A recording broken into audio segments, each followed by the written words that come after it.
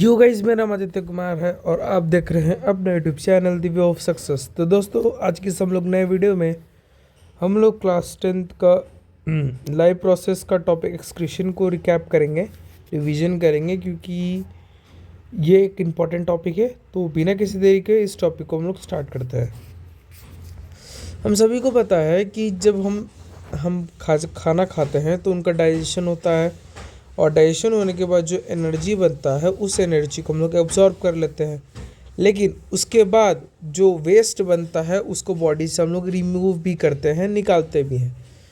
तो the removal of waste from our body is called excretion. तो excretion एक ऐसा प्रोसेस है जिसमें हम लोग क्या करते हैं, अपने बॉडी से, है ना, मतलब वेस्ट निकालते हैं।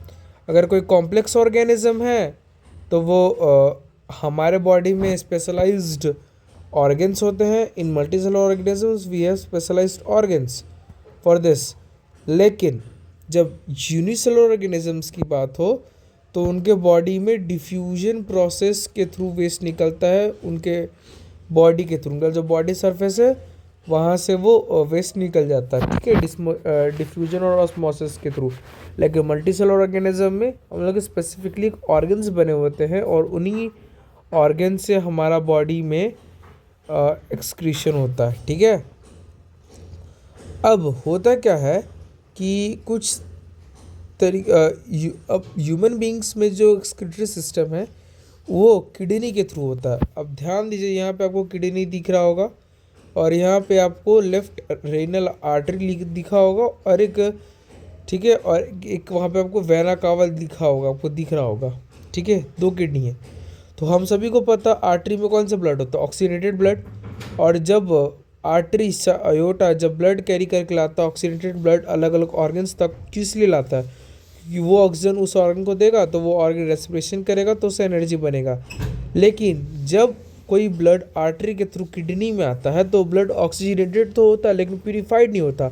तो ऑक्सीजन लेके आ जाएगा किडनी में, तो किडनी से तो पास भी तो करेगा, तो किडनी में जैसे ब्लड जाएगा प्यूरिफिकेशन भी चालू हो जाएगा और वो उसको ऑक्सीजन भी दे देगा, और उस ऑक्सीजन से किडनी रेस्पिरेशन करके एनर्जी भी बना लेगा। तो ये रेनल आर्टरी करता है। उसके बाद ब्लड जो है हमारे बॉडी से वो किडनी से निकलता है और वो चला जाता है यूरेटर में। तो आपको ये जो वाइट कलर का पाइप दिख रहा है, ये वाला डिस यूरेटर, और इसी यूरेटर से जो किडनी में ब्लड प्यूरिफाई हुआ, फिर वो यूरेटर से आएगा, फिर वो कहाँ जाएगा, यूरिनरी ब्लैडर में। तो जितने भी वेस्ट होता है वो कहाँ स्टोर होता है, यूरिनरी ब्लैडर में। और जब वो वेस्ट को बॉडी से निकलना रहता है तो यूरेथ्रा के थ्रू बॉडी से निकल जाता है। और जो वेना कावा होता है वो ब्लड को लेके जाता है, वो ब्लड जो प्यूरिफाइड होता है, लेकिन उसमें ऑक्सीजन नहीं बल्कि कार्बन डाइऑक्साइड होता है, ठीक है। इस चीज़ को आपको याद रखना है। तो होता क्या है कि तो ये जो यूरिन होता है जो हमारे बॉडी में जो होता है, ये सब हमारे बॉडी से निकलते हैं। जो नाइट्रोजनस वेस्ट होता है जिसमें यूरिया और यूरिक एसिड होता है, और जो CO2 होता है, और ये CO2 हमारे बॉडी में ब्लड में जाके मिल जाता है और लंग्स के थ्रू ये निकल जाता है। और जो नाइट्रोजनस वेस्ट है जैसे कि यूरिया और यूरिक एसिड, ये हमारे बॉडी से निकल जाता है। हमारे हमारे लिक्विड वेस्ट में 95% वाटर होता है, और 2.5% ना नाइट्रोजनस वेस्ट होते हैं, और 2.5% अदर वेस्ट होता है जो हमारे लिक्विड वेस्ट में होता है, जो किडनी के द्वारा बेसिक फिल्ट्रेशंस के थ्रू निकलता है।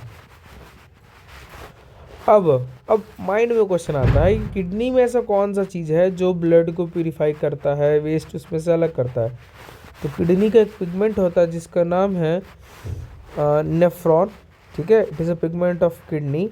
ये क्या करता है, ये हमारे बॉडी से वेस्ट को अलग करता है। अब देखिए होता क्या है कि हमारा जो नेफ्रॉन होता है उसका स्ट्रक्चर कुछ इस प्रकार से होता है, और इसी नेफ्रॉन में हमारा जो ब्लड होता है वो प्यूरिफाई होता है। तो सबसे पहले जो ब्लड होता है वो एक पार्ट है ग्लोमेरुलस आपको फिगर में दिख रहा होगा। इस फिगर में जो ब्लड है वो एंटर करता है नेफ्रॉन के ग्लोमेरुलस में। और यहाँ पे देखिए, हम सभी को पता है कि हमारे बॉडी में 3 टाइप के न्यूट्रिएंट्स को मेजरली डाइजेस्ट किया जाता है। पहला का नाम है कार्बोहाइड्रेट, दूसरा का नाम है प्रोटीन और तीसरा का नाम है फैट। कार्बोहाइड्रेट ग्लूकोज में कन्वर्ट होता है, प्रोटीन अमीनो एसिड में कन्वर्ट होता है और फैट फैटी एसिड में कन्वर्ट होता है। ठीक है, ये हम सभी को पता है। तो जब ये तीनों चीज का रीअब्जॉर्प्शन होता है, एब्जॉर्प्शन होता है, तो उसके दौरान हमारे बॉडी तो जो ब्लड है वो नेफ्रॉन में एंट्री करेगा रीअब्जॉर्प्शन करने के लिए। किसी लिए कार्बोहाइड्रेट ग्लूकोज है ना, ग्लूकोज हो गया, अमीनो एसिड हो गया, फैटी एसिड हो गया, ग्लिसरॉल हो गया, इन सभी को रीअब्जॉर्ब करने के लिए। तो होता क्या है कि हमारा बॉडी में ये सब पहले जब जाते हैं नेफ्रॉन में तो ग्लोमेरुलस में जाता है। ठीक है, और ग्लोमेरुलस में ये रीनल आर्टरी के थ्रू ब्लड लेके आता है। ठीक है, अब होता क्या है कि रेनल आर्टरी से लेके जाता है और इस यहीं पे ही कैपिलरीज भी होता है, क्योंकि ब्लड वेसल्स में आर्टरी से वेन्स के बीच में कैपिलरीज होता है। अब जैसे ही ब्लड आगे बढ़ता है तो कैपिलरीज के क्लस्टर, कैपिलरीज के एक गुच्छा टाइप का, एक कॉइल टाइप का नेफ्रॉन में ज्वाइंट रहता है। ठीक है, और इसी क्लस्टर्स को हम लोग बोमेंस कैप्सूल बोलते हैं। और बोमेंस कैप्सूल से ब्लड आगे बढ़ते हुए आगे बढ़ता है, और जैसे ही वो आगे बढ़ता है तो एक जगह है, यहाँ पे आपको बुक में नहीं दिया हुआ है ना, मैं आपको बताने का ट्राई कर रहा हूँ कि ये वाला जो पोर्शन है यहाँ पे होता है वो यहाँ पे। ठीक है, अगर यहाँ पे नहीं तो वैसे यहाँ ये वाला पार्ट में हो सकता है इधर। तो इस वाले पार्ट को हम लोग कहते हैं पीसीटी। क्या बोलते हैं? पीसीटी बोलते हैं दोस्तों, उसको हम लोग पीसीटी बोलते हैं। और पीसीटी जो होता है उसका फुल फॉर्म होता है प्रॉक्सिमल कन्वोल्यूटेड ट्यूब्यूल। ठीक है, मैं आपको बता देता हूँ। पीसीटी का जो फुल फॉर्म होता है वो होता है प्रॉक्सिमल, PROXIMAL, प्रॉक्सिमल। ठीक है, कन्वोल्यूटेड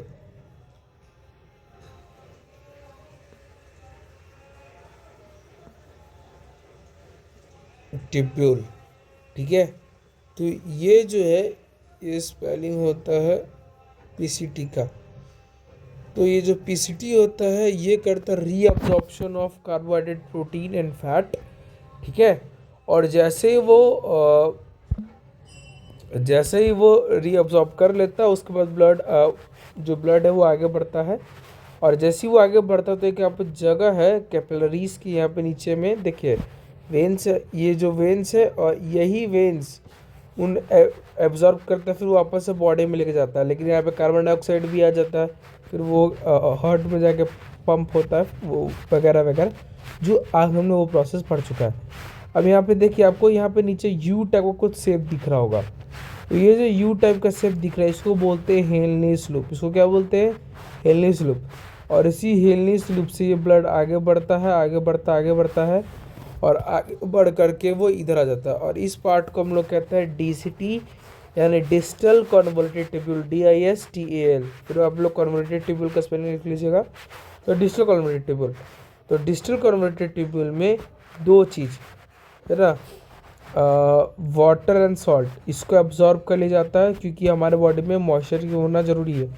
गर्मी के मौसम में हम लोग को ज़्यादा पसीना निकलता है, क्योंकि है ना हम लोग धूल मिट्टी में, बाहर ये सब में बहुत सारा निकलता है। ठीक है, और इस गर्मी के मौसम ज़्यादा पसीना होता है तो हमारे बॉडी से मॉइस्चर निकलता है। हमारे बाहरी पार्ट को भी ठंडा रखना ज़रूरी है, इसीलिए वो निकलता है वो पसीना। लेकिन उससे क्या होता है, हमारे बॉडी में पानी की मात्रा कम हो जाती है। जब पानी की मात्रा कम हो जाती है तो उसको दूर करने के लिए हम लोग ज़्यादा पानी पीते हैं गर्मी के मौसम में। लेकिन ठंडी के मौसम में हमारा जो बॉडी है वो पूरी तरीके से ढका हुआ रहता होता है, बैक्टीरिया वगैरह आता नहीं है, तो उनको मारने की ज़रूरत होती नहीं है। और अब हम लोग अब सारा पानी तो शरीर के अंदर है ना, तो पसीना उतना होता नहीं है, तो हमको उस समय पानी पीने की ज़्यादा ज़रूरत नहीं होती ठंडी के मौसम में। लेकिन गर्मी के मौसम में इंपॉर्टेंट हो जाता है ये सब चीज़। तो सॉल्ट प्लस वाटर डीसीटी में अब्जॉर्ब होता है, और जब ये सॉल्ट प्लस वाटर डीसीटी में अब्जॉर्ब हो जाता है उसके बाद यहाँ आपको कलेक्टिंग डक्ट दिख रहा होगा। कलेक्टिंग डक्ट से ये निकलता है और जा कर के यूरिनरी ब्लैडर में मिल जाता है यूरेटर के थ्रू, यूरेटर में जाके गिर जाता है। फिर वो बहुत सारे कलेक्टिंग डक्ट मिलके एक यूरेटर बनाता है, फिर वो यूरिनरी ब्लैडर में वेस्ट छोड़ता है। फिर जब यूरेथ्रा से जब वो टैंक फुल जाता है तो हम लोग वेस्ट खाली कर देते हैं। तो ये जो पूरा प्रोसेस है, ये पूरा प्रोसेस एक्सक्रीटरी सिस्टम का, और इसमें हमने देखा कि हमारा जो बॉडी होता है वो अलग अलग तरीके से निकालता है। यूरिन जो होता है ये नॉर्मली जो है यूरिन, इसमें 95% वाटर होता है, 2.5% नाइट्रोजनस बेस जैसे कि यूरिया और यूरिक एसिड्स होते हैं, और जो बचा 2.5% होता है वो कुछ अदर वेस्ट होते हैं। ठीक है, तो ये सब चीज़ सारा का सारा फंक्शन है जो हमने यहाँ पे देख लिया। ठीक है, सिलेक्टिवली रीअब्जॉर्ब होता है, यहाँ पे सब लिखा हुआ है, आप देख सकते हो। तो अगर आपको ये वीडियो, छोटा शॉर्ट वीडियो रिकैप वीडियो आपको पसंद आया होगा तो वीडियो को लाइक करके चैनल को सब्सक्राइब जरूर कीजिएगा। हम लोग नए नए और छोटे छोटे वीडियो लाते रहेंगे आप सभी के लिए, क्योंकि आपको एग्ज़ाम टाइम में हेल्प होते रहे। तो वीडियो अगर पसंद आए तो वीडियो को लाइक करके चैनल को सब्सक्राइब करके बेल आइकन को ऑल पे प्रेस कर दीजिएगा। जय हिंद।